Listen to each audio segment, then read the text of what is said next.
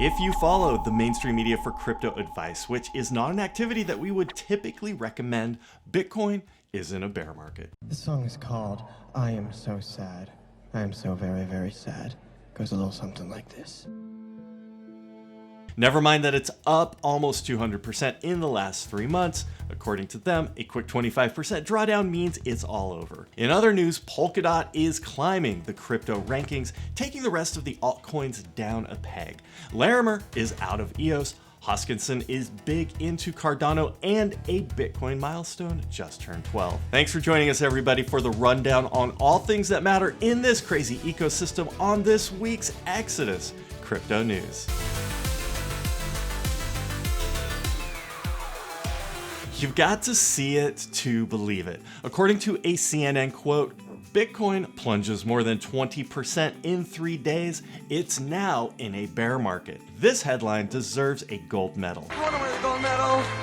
The amount of mental gymnastics you'd have to go through in order to believe that Bitcoin is in a bear market is staggering. We're exactly halfway through the month of January, and at the time that article was written, on January 12th, Bitcoin was still up 15% for the year. For those who aren't steeped in market wisdom, most investors expect to earn 8% per year on their investments.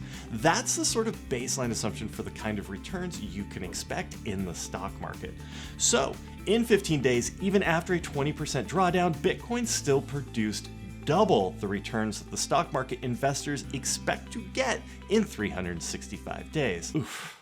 Peak to trough from 41,000 to just over 31,000, what we saw was only a 27% decline. More importantly, that dip got bought up so fast that only a lucky few were able to catch it. In a way, it's almost frustrating because there are so few opportunities to buy the dip. That being said, if you're like us and you just lived through the 2018 bear market, you're probably pretty happy to see Bitcoin going up so fast. Onward and upward, Orange Coin, and let's never have to think about $10,000 Bitcoin again. Even by crypto standards, Polkadot has been on a nice little rip.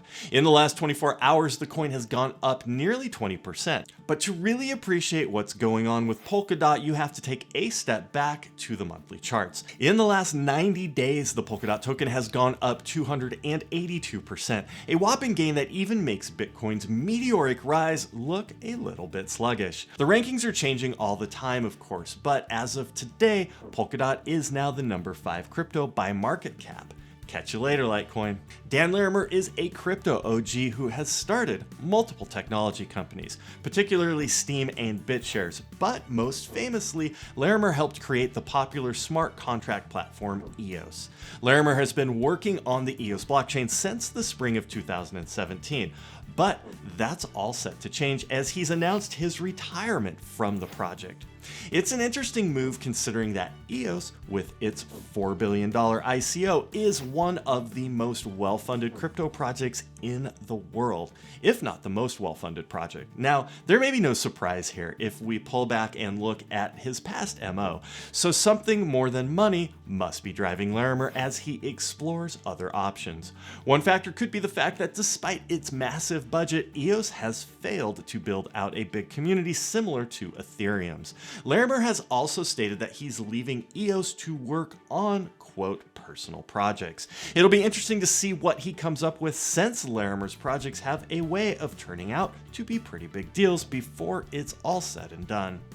One person who's not jumping ship is Charles Hoskinson, the co-founder of Cardano. In fact, Charles must be pretty pleased right now with what's going on as staking on the Cardano network has started to really take off. As of January 15th, just under 70% of all Cardano has been staked. That's 21.75 billion ADA tokens, worth about $7 billion at today's prices.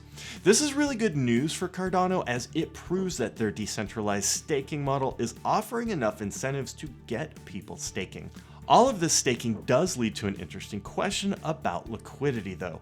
Will it be bad for network health if 70% of all ADA coins are locked up, leaving just a 30% liquid supply on the market?